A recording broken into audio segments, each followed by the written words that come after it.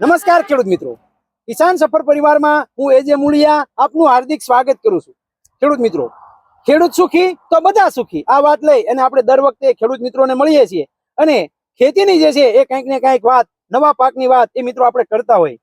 ખેતીની અંદર કેમ ખર્ચ ઘટે અને કેમ ઉત્પાદન વધે એના માટેના મિત્રો આપણા હંમેશના પ્રયત્નો છે। ત્યારે મિત્રો આજે આપણે વાત કરવી છે બાગાયતી પાકો, અને બાગાયતી પાકોમાં ખાસ કરીને લીંબુ। ઘણા બધા ખેડૂત મિત્રોના ફોન આવે છે કે સાહેબ મારે લીંબુમાં ફાલ નથી આવતો, લીંબુની અંદર મારે શું કરવું જોઈએ, એમાં કઈ કઈ ટ્રીટમેન્ટ કરીએ તો લીંબુમાં એ ફાલ જે છે એ સારામાં સારી રીતે આવે। તો મિત્રો આજે આપણે એક એવા જ અમારા પ્રગતિશીલ ખેડૂત અને જે કહેવાય કે અનુભવી ખેડૂત છે એમની પાસેથી જે છે એ મિત્રો આપણે વાત કરવાના છીએ કે લીંબુને જે છે એ કેવી રીતની માવજત કરીએ તો કેવી રીતનો ફાલ કેવી રીતનો બેસાડી શકીએ અને એના આપણે ભાવ કેવી રીતના મેળવી શકીએ એ વાત પૂરેપૂરી ભાઈ પાસેથી જાણવાનો પ્રયત્ન કરશું। સૌ પ્રથમ ભાઈનો પરિચય લઈ અને પછી જે છે એ મિત્રો આપણે આ લીંબુ વિશેની માહિતી મેળવીએ। આપનો પૂરેપૂરો પરિચય। મારું નામ બાબુભાઈ ગણેશભાઈ સિંહારા, ગામ માંડવા, તાલુકો ગઢડા, જિલ્લો બોટાદ। તમારો મોબાઈલ નંબર? 9873955049। બાપભાઈ, તમારે કેટલા વીઘામાં હાલ લીંબુનું વાવેતર કરેલું છે? 10 વીઘામાં। 10 વીઘામાં 10 વીઘાની અંદર જે છે એ કેટલા સમયના લીંબુ થયા છે? આ 9 વર્ષના થયા। 9 વર્ષના લીંબુ થયા છે, બરોબર છે। હવે આમ તો અમારું કહેવાય કે આપણું ગઢડા, બોટાદ ને સિંહોર નું, તમારે અહીંયા સિંહોર થી નજીક આવી ગયા છો। હવે લીંબુની અંદર જે છે એ પસંદગી કરવી હોય જાતની તો કેવી લીંબુની જાત પસંદ કરવી જોઈએ? શું કે પાવલી સાહેબ કે શું કે આને? પાવલી સાપ લીંબુ એટલે કે ટૂંકમાં પાછળ જે છે એ બેઠું લીંબુ હોય, આવી લીંબુની જાત પસંદ કરવી જોઈએ, બરોબર છે। હવે ખેડૂતોનો મુખ્ય પ્રશ્ન બાપભાઈ એ છે કે ફાલ બેસતો નથી, ફાલ બેસતો નથી, તો ફાલ બેસાડવા માટેની કઈ ટેકનિક છે કે જેથી કરીને એ ખેડૂત મિત્રો એ અપનાવે તો એને ઉનાળાની અંદર લીંબુ જે છે એ તૈયાર થાય? તમારે અત્યારે લીંબુ આ ભરાઈ ગયા છે, આ લીંબુ જે છે આ આખા ઝાડા તમારા કમ્પ્લીટ છે, તો આ લીંબુ ભરાવા પાછળનું કારણ શું, કેવી રીતની તમે ટ્રીટમેન્ટ કરી? વરસાદ આવ્યા પછી એકવાર પાણીની તાણ હમાય પડવા દેવી જોઈએ। વરસાદ આવી ગયા પૂરો થાય પછી? વરસાદ પૂરો થાય ચોમાસું પછીની પાણીની ખેંચ પડવા દેવી જોઈએ। પછી એક પાણીની ખેંચ હારી પડવી દેવી જોઈએ, લંચાઈ જવા જોઈએ, ટૂંકમાં લંચાઈ જવા જોઈએ। પછી અને પાણી આપવાનું, ગોળવાના એનું નહીં, ગોળવા બોળવાનું કોઈ વસ્તુ નહીં, આમાં ક્યાંય ગોળવું નહીં। પછી તો જેવી જમીન હોય ને, જમીન હોય તો એ રીતે જમીન ફાટતી ન હોય ને ગોળવા પડે। આ કાળી માટીની અંદર તો તાણ પડે કે ને, એટલે એને આપોઆપ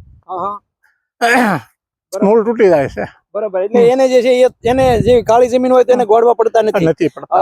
ખાતરોની અંદર વાત કરવામાં આવે દેશી ખાતર, કારણ કે લીંબુમાં રાસાયણિક ખાતર તો આપણા ખેડૂત મિત્રો લગભગ ઓછું વાપરે છે, અને દેશી ખાતર દર વર્ષે નાખવાનું।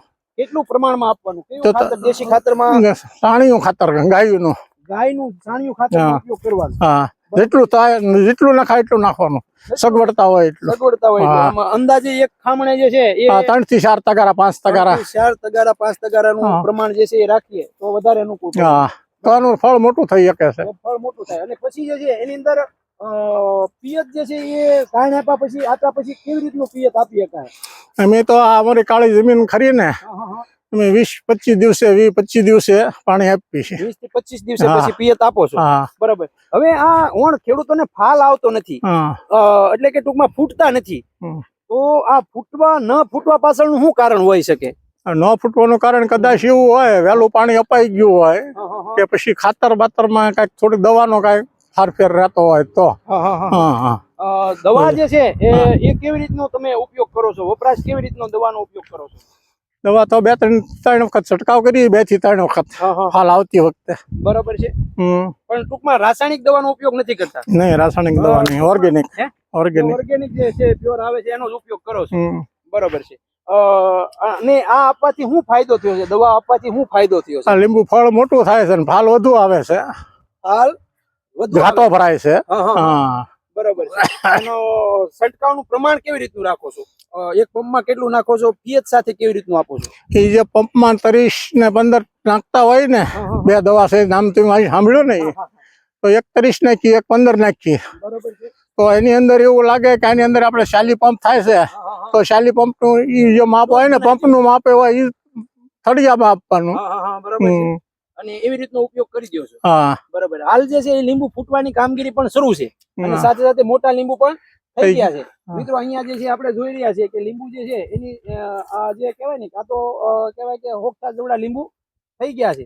કોપારી જેવડા લીંબુ પણ છે અને સાથે સાથે મગવળના લીંબુ પણ જોવા મળે છે અને સાથે ફૂટતા પણ જાય છે. બીજું મારે એ તમને પૂછવું છે બાપભાઈ બોલો. કે લીંબુની અંદર જે છે એ બીજા રોગોની અંદર શું રોગો આવે છે, કઈ કઈ રોગો આની અંદર આવે છે, એના માટે તમે કેવા પગલા ભરો છો? આની અંદર રોગ તો કુકડ એક દેખાય છે. કુકડ એક જોવા મળે છે. બીજો કોઈ આમાં કઈ ક્યારેક કોઈ ઈડ વાળું પાંદડું કાપતા હોય કોઈ વાર, પણ એની જવલે હોય છે ઈ તો. બાકી આવડો આ કુકડનો એનો કુકડ નો પ્રોબ્લેમ રહે છે. બરાબર. મિત્રો આ કુકડ માટે જે છે એ આપણે બાપભાઈને પણ ભલામણ કરી છે કે વજ્રાસ્ત્ર જે છે એ વજ્રાસ્ત્રનો ઉપયોગ એ બાપભાઈ આની અંદર જે છે ને એ એક પંપમાં 30 ml નાખીને જો છંટકાવ કરીએ તો આ જે કુકડનો પ્રશ્ન જે છે તો ફળ સારું થઈ શકે. કુકડ જતો રહે છે.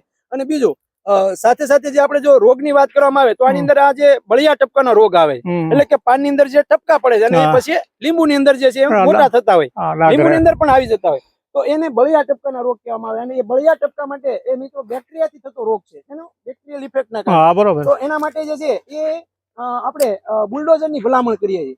એ બુલડોઝર એક પંપમાં 5 ml નાખી અને છંટકાવ કરીએ. કેટલા અંતર ગાળે છાંટવું પડે? 15 દિવસના ગાળે કેટલી વાર છંટકાવ આવે એટલે આ પ્રશ્ન જે છે એ પ્રશ્ન જતો રહે છે. બીજું વધારે ફાલ અને વધારે ફૂલ માટે ખેડૂત મિત્રો જેવી રીતે તમે ઓર્ગેનિક દવાનો ઉપયોગ કરો છો એવી જ રીતના જે છે એ સ્ટેપઅપ જે આપણે સ્ટેપઅપ જે છે એ સ્ટેપઅપ એક પંપમાં 25 થી 30 ml નાખી અને છંટકાવ 15 દિવસના ગાળે 2 વખત કરી દેવામાં આવે તો એનાથી ફૂટનું પ્રમાણ જે છે એ સારામાં સારું આવી શકશે. અને બીજું કે વનામૃતની ભલામણ કરીએ છીએ તો વનામૃત આપણે પીએચ સાથે જેવી રીતે આપીએ છીએ તો 1.5 વીઘાની અંદર 1 લીટર કેટલામાં 1.5 વીઘામાં 1 લીટર પ્રમાણે જો આપણે આપશું તો એને પોષણ સારામાં સારું મળશે અને છોડનો વિકાસ પણ સારામાં સારો થશે. સાથે સાથે મિત્રો આપણે એ પણ જાણીએ કે લીંબુની અંદર જે છે એ બજાર ભાવની અંદર વાત કરવામાં આવે બાપભાઈ તો કયા સમયગાળાની અંદર લીંબુ આપણા પાકે તો એના બજાર ભાવ જે છે એ આપણને મળી રહે? માનો ને મહિનામાં શરૂ થઈ જાય પાછલા પખવાડિયામાં, મહિનામાં શરૂ થાય તો એનો ભાવ સારો રહે છે. મહિનાના પાછલા પખવાડિયામાં લીંબુ તૈયાર થઈ જવું જોઈએ તો જે છે એ આપણે એના ભાવ બજાર ભાવ મળી રહે, બજાર ભાવ સારા મળે. તો આ લીંબુ જે છે એ અને મહિનામાં નીકળી જશે કે કેવી રીતે? શરૂ થઈ જાય જો ને આમાં લીંબુ પારું કરું સાઈઝ પણ થઈ ગઈ અને નવા પણ લીંબુ આમાં શરૂ છે. બરોબર. મિત્રો આ જે છે એક પદ્ધતિ છે આખી, બરાબર, કે આ પદ્ધતિથી જો લીંબુનું આપણે આખું કમ્પ્લીટ કરીએ તો આવો ઘેરો જે છે મિત્રો આપણને હજી ક્યાંય જોવા મળતો નથી. તો આ લીંબુ જે છે આવી રીતના તમારે પણ જો લીંબુનો ઘેરો બનાવો હોય તો ચોક્કસ જે છે બાપભાઈનો તમે સંપર્ક કરી શકો છો અને જે છે એમની પાસેથી પણ માહિતી તમે મેળવી શકો છો. બાકી કિસાન સફરનો હેલ્પલાઇન નંબર મિત્રો તમારી પાસે બધા પાસે છે જ, 78 78 26 12 30. આ નંબર ઉપર મિત્રો ફોન કરીને વધારાની માહિતી મેળવી શકો. બાપા આપનો મોબાઈલ નંબર આપો જેથી કરીને આપણા ખેડૂત મિત્રો જે છે એ કઈ જગ્યાએ તમારી વાડી છે, રોડ ઉપર જ વાડી છે, જેથી કરીને કોઈ પણ ક્યારેક ભાવનગર રાજકોટ નીકળે તો ચોક્કસ જે તમારો સંપર્ક કરી શકે. ઢસા પાસે માંડવા ગામ રોડ ઉપર હાઈવે ઉપરની વાડી.